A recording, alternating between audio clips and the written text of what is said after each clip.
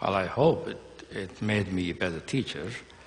I think it did, in the sense that it turned out that the guidance that I was talking about is basically a teacher. The guidance is what's sometimes called the inner teacher, which in time, through the following that guidance, there is a gradual integration and embodiment of that guidance, which means whoever embodies it can become a guide for others. It was guiding me. As a result, I guide other people so that they learn about their own guidance, and hopefully at some point they begin to find their own guidance. And does it change how we relate to children? I mean, for me, it gives me more insight, more understanding, right, in terms of how to relate to children. It does.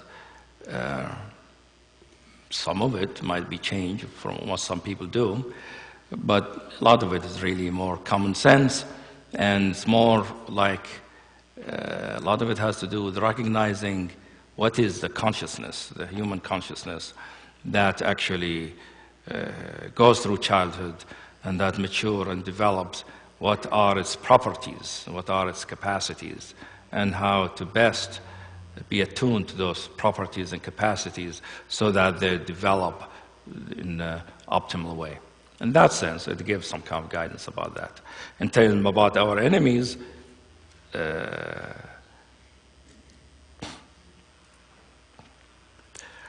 enemies, it's not usually language I use, but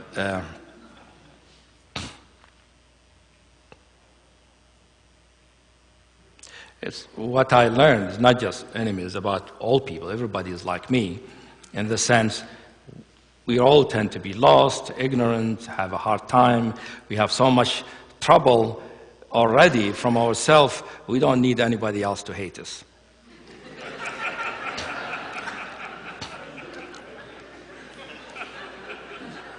So really, so I learned, just like I like people to be kind to me and to consider me, I feel, I learned that that's how to relate to other people. And that everybody is really a manifestation of the truth. Everybody has the potential to know the truth as fully as possible. And everybody in their heart of hearts really want to know the truth. They might not know that. I didn't know it for a long time. And so my tendency is I'd like to do what I can to help with that. And also recognizing, really, I have very limited capacity in that at the same time. So in terms of relating to other people, I try not to help other people unless they ask me, and only in the way they contract with me. I don't impose anything on them, and I don't push them. And one thing I learned throughout the years, actually, one of the ways that the teaching of this school has developed is that I learned in time kindness and openness and acceptance work a lot more than pushing and forcing, and for people to be more real, be more themselves. So I recommend those qualities. I mean, just think of how you want people to relate to you. I mean, it's very easy in some sense. Yeah. Over there in the middle, will you stand up, please?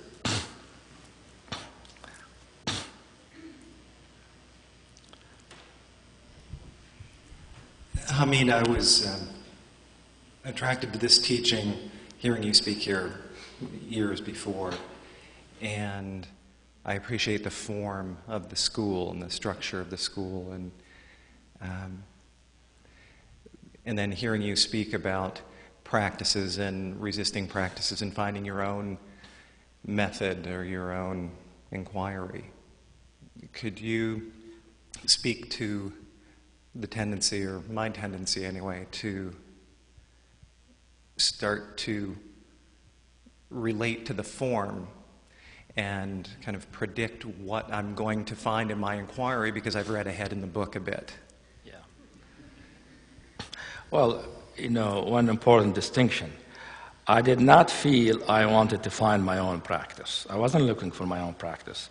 It wasn't like I didn't want somebody else, I wanted my own. It has nothing to do with that. It's more like it felt many of these things were artificial to me, something added on, right? And in some kind of unconscious way, I wanted something natural that came up by itself, but I didn't need to do anything extra to do it. But it's just a natural tendency. So I wasn't looking for my own thing. I wasn't trying to distinguish myself, set myself apart from anybody else. Anything that would have worked, I would have welcomed, right? Anything. I mean, I wish I could have done the meditation, right? I had nothing, against it that way. It's more like I couldn't do it, and at some point I realized I couldn't do it partly because it felt as an addition to life. So for me, it seemed like something that naturally happens, right? To attune myself to something that is already naturally part of being a human being in everyday life, and allowing that potential to develop. That's what happened. My question is about my tendency to doubt my experience because I recognize it's similar to the experience I've already heard about. So, that's that. So I don't trust it at times because I don't know if I'm just, is there some self-fulfilling? Yes, that's a good question, actually, and many people have that difficulty. And it's more like, it's true, I had to go through that, and it's not easy, and you'll have doubt, and unavoidable that you'll have doubt, and it's not bad that you have doubt. It's like try to satisfy your doubt. What I suggest, explore what makes you have the doubt. Find out for yourself. Ascertain for yourself.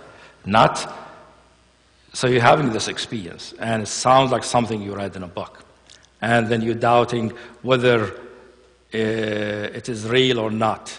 Maybe you made it up. For me, what is real feels real. What's real, the truth, shows itself as the truth regardless. It might be like something else. Many of the things that came up for me that I learned turned out very similar to many things I've read, for instance. Right? So the fact that they were similar or not similar is not really the question. The question is, how do I feel about it? Does it speak to me? Does it touch me? Do I recognize it myself? And that may require some kind of an investigation of finding out my own attitude and positions and history about those things. Meaning, the inquiry that's in the book that I learned is not only inquiring into what the question is about. The inquiry always include the inquirer, the person who's asking the question, the person who's having the reaction or the desires. Is always part of the inquiry. So I think if you include that in your inquiry, right, in your investigation, where does doubt come from? What does that have to do? Maybe it's coming from some kind of truth that will be important for you to see. Thank you.